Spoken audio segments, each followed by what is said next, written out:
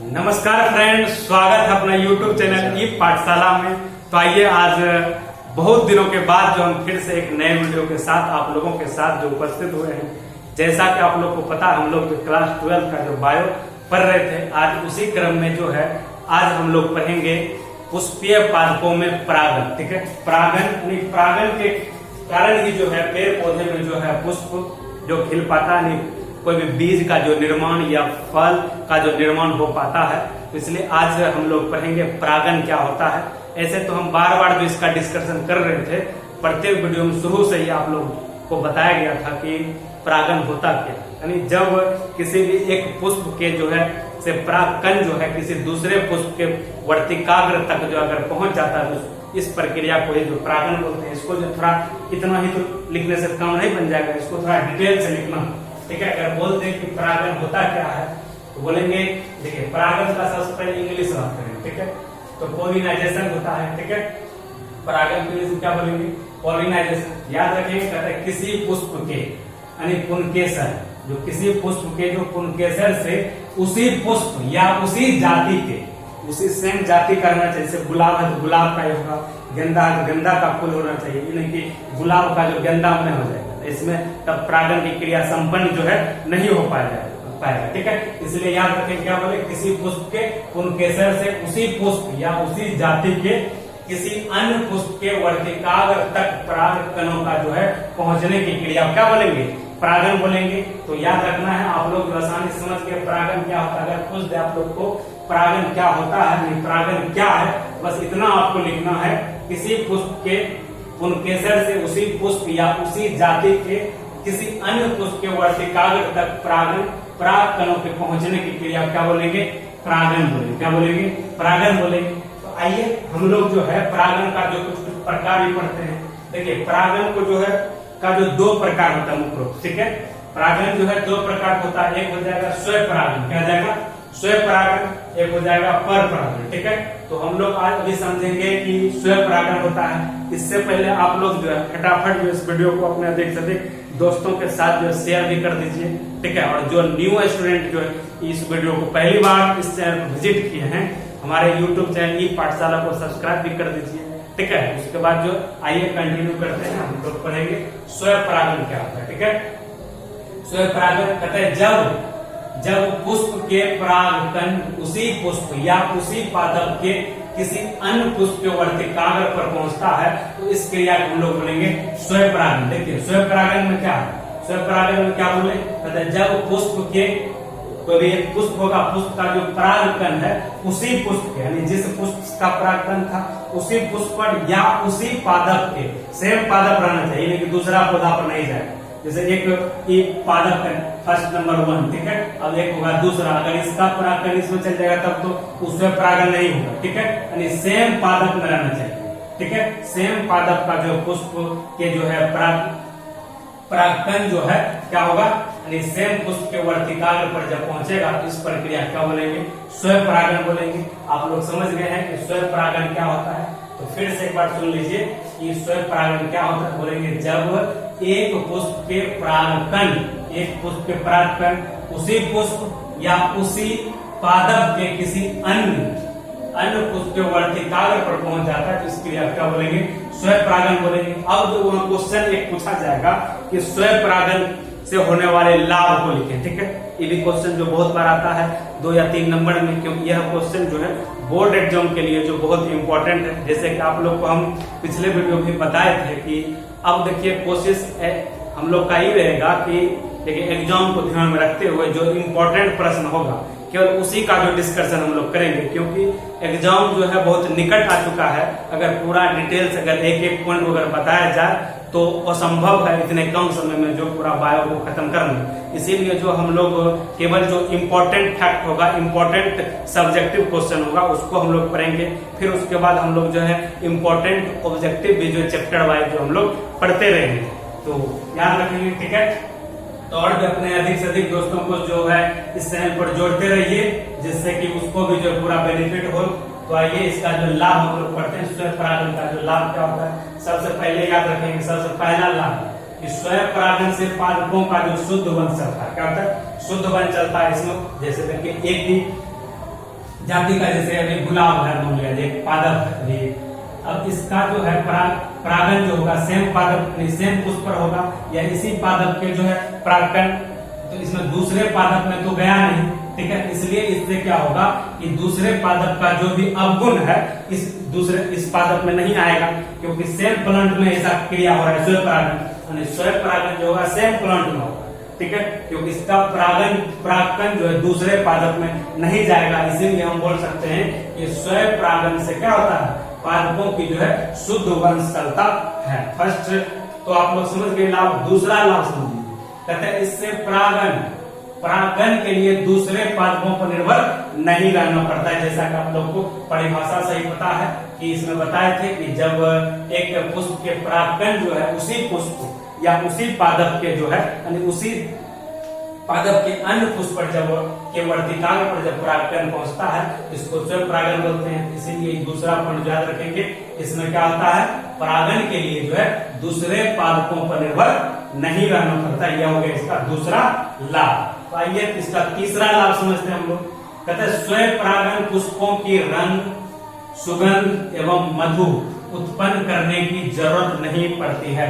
जो स्वयं परागन की जब प्रक्रिया होता है, स्वयं परागन के द्रव्यन जो है इसमें पुष्प में जो होता है रंग या सुगंध एवं मधु उत्पन्न करने की जो जरूरत नहीं होता। यह हो गया तीसरा लाभ किसका, स्वयं परागन का हम लोग लाभ कर रहे हैं। और चौथा लाभ जो इसका पढ़ेंगे, कहते हैं इससे अधिक परागकणों की आवश्यकता नहीं पड़ती है। देखिए जब स्वयं परागन होगा तो स्वयं परागन बताए थे कि सेम पुष्प का परागकण जो सेम पुष्प रहेगा, या तो उसी पादप के जो है पुष्प के परागकण जो है उसी पादप के पुष्प पर जाएगा, तो इसमें तो बर्बाद होने का तो कोई ज्यादा जरूरत नहीं होगा। मतलब जैसे अगर पर परागन की अगर बात किया जाए तो उसमें क्या होगा, एक पादप का जो पुष्प का परागकण जो दूसरे किसी पादप के पुष्प पर जाएगा तो जाने के द्रव्यों, ठीक है, क्या हो जाएगा, स्थानांतरण के द्रव्यों जो है कुछ परागकण का जो है नष्ट हो सकता है, उसमें ज्यादा परागकण की जरूरत पड़ता है। लेकिन जो स्वयं परागन है इसमें कम परागकण का जो जरूरत पड़ता है,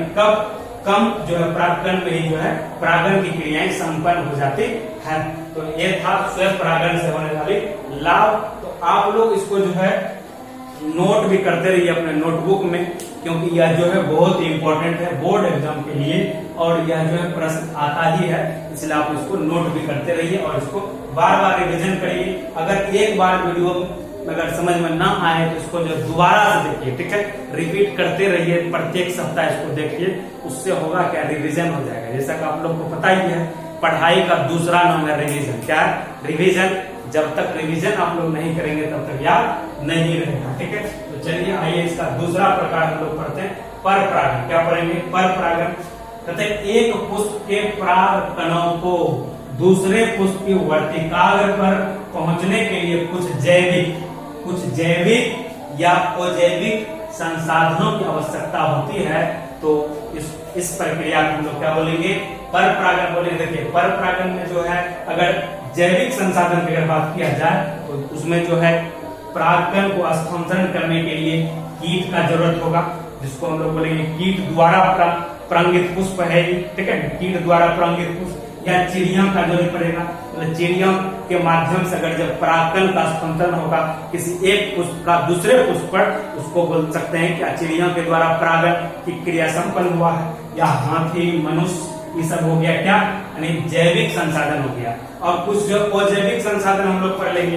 अजैविक संसाधन मान जाएगा वायु द्वारा और जल द्वारा, यानी कुछ प्लांट जो है जिसमें कि वायु के द्वारा परागन होता है, और कुछ पुष्प है जिसमें कि जल के द्वारा परागन होता है। जल के माध्यम से जो है परागकण एक पुष्प से दूसरे पुष्प पर जाता है, उसको बोलेंगे जल के द्वारा परागित पुष्प। या हवा के द्वारा अगर होता है तो उसमें क्या हो जाएगा, हवा के द्वारा हो गया परागित पुष्प हो गया, ठीक है। जैसे जितना भी फसलीय पौधा होगा, मक्का, गेहूं, ये सब में जो है वायु द्वारा परागित पुष्प होता है, ठीक है, वायु के द्वारा परागन क्रिया संपन्न होता है। जैसे हवा बहता है तो मक्का सब में जो ऊपर में गब्भा आप लोग देखे होंगे परागकण रहता है, वह झड़ करके किसी दूसरे पादप के जो है जो पराग कोष उस पर जाकर के गिर जाता है, जिससे जो परागन क्रियाएं संपन्न होता है, ठीक है। तो आइए अब जो हम लोग पराग यानी पर परागन का जो लाभ भी समझ लेते हैं, ठीक है। पर परागन से क्या लाभ है, तो सबसे पहला लाभ हम लोग पढ़ेंगे, कहते हैं इस विधि से पादपों के हानिकारक गुणों को पृथक किया जा सकता है। जो पर परागण की क्रियाएं हैं, इस प्रक्रिया से हम लोग क्या कर सकते हैं, जो पादप में हानिकारक गुण आ रहा है, ठीक है, उसको हम लोग जो अलग कर सकते हैं, पृथक मतलब अलग कर सकते हैं, जो है इसका पहला लाभ। दूसरा लाभ में लिखेंगे कि पर परागण से उत्पन्न बीज, जो पर परागण द्वारा परांगित पुष्प होगा या उसमें जो बीज का निर्माण होगा, वह बीज क्या होगा, बड़ा होगा, क्या होगा, बड़ा बीज होगा और उसका स्वस्थ होगा एवं अच्छी नस्ल वाले होगा, ठीक है, क्या होगा, अच्छी नस्ल वाले होगा। जैसे आम सब का बात कर लीजिए, ये सब में जो क्या होता है, पर परागण होता है, ठीक है, याद रखेंगे। अब कहता है इससे बनने वाले, किससे बनने वाले, पर परागण की बात कर रहे हैं, पर परागण से बनने वाले पुष्प बड़े एवं स्वादिष्ट होते हैं। जो जितना भी पुष्प से जो फल बनेगा वह जो स्वादिष्ट होगा, ठीक है, और इसमें जो बीज की संख्या जो होगा वह बहुत ही ज्यादा होगा, ठीक है, बीज का संख्या क्या होगा, बहुत ज्यादा होगा। जैसे पपीता ले लीजिए, उस समय क्या होता है, पपीता में बीज की संख्या बहुत ज्यादा होता है। याद रखेंगे कि अगर पूछ दिया जाए कि स्वयं परागण और पर परागण में से किस द्वारा जो है तैयार हुए फल में जो है अधिक मात्रा में बीज रहता है, तो बोल देंगे वैसा फल जिसमें कि पर परागण के द्वारा जो है परागण क्रिया संपन्न हुआ है, उसमें जो बीज की संख्या क्या होगा, अधिक होगा। यहाँ से भी सवाल पूछा जा सकता है ऑब्जेक्टिव, ठीक है। तो चौथा लाभ इसका पढ़ेंगे हम लोग, कहते हैं पर परागण द्वारा, पर परागण द्वारा पादपों की नई जातियां उत्पन्न होती है, ठीक है, यानी जिसमें नष्ट यानी नए गुणों का क्या होता है, यानी समावेश हो जाता है। ये था क्या, पर परागण का चौथा लाभ, जिसको याद रखेंगे, क्या बोले, पर परागण द्वारा पादपों की नई जाति का उत्पन्न होता है। नई जाति को उत्पन्न होने का मतलब है जैसे एक पादप है, ठीक है, एक दूसरा, इसमें दो पादप का जरूरी पड़ेगा। तो जो फर्स्ट वाला जो पादप था, इसका जो परागकण जो है दूसरे पादप पर अगर जाएगा, तो जो फर्स्ट वाले जो पादप था इसका कुछ कुछ गुण उसमें जाएगा, और जो सेकेंड वाला जिसमें परांगित हुआ उसका भी कुछ गुण रहेगा। उससे जो बीज जो तैयार होगा और कुछ न कुछ जो है अलग नस्ल का तैयार होगा, ठीक है। वही यहाँ हम जो है कहने का जो इसका मतलब हुआ कि पर परागण द्वारा जो पादपों की नई जातियों का जो उत्पन्न हो सकता है, जिसमें नए गुणों का क्या हो सकता है, समावेश जो है हो सकता है। ये था आज का क्लास, जिसमें कि आज हम लोग परागण के बारे में पढ़े, और परागण जो है दो प्रकार के पढ़े, यानी स्वयं परागण और पर परागण, और इसका हम लोग जो है स्वयं परागण का लाभ और पर परागण का लाभ जो हम लोग आज पढ़े। आशा करते हैं आप लोग को यह वीडियो बहुत ही अच्छा लगा होगा। अगर अच्छा लगा तो हमारे इस वीडियो को जो लाइक करें और हमारे इस वीडियो को अधिक से अधिक दोस्तों के साथ जो शेयर भी करें, और जो व्यक्ति या जो स्टूडेंट जो हमारे YouTube चैनल पर पहली बार विजिट किए हैं, वह जो हमारे YouTube चैनल को सब्सक्राइब करके रखें, ताकि भविष्य में आने वाले सभी वीडियो का जो नोटिफिकेशन आप तक आसानी से मिल पाए, और आप जो है हमारे वीडियो का जो आनंद ले पाए और वीडियो देख करके अपने ज्ञान को जो है बढ़ा पाए। तो ठीक है, धन्यवाद मित्र।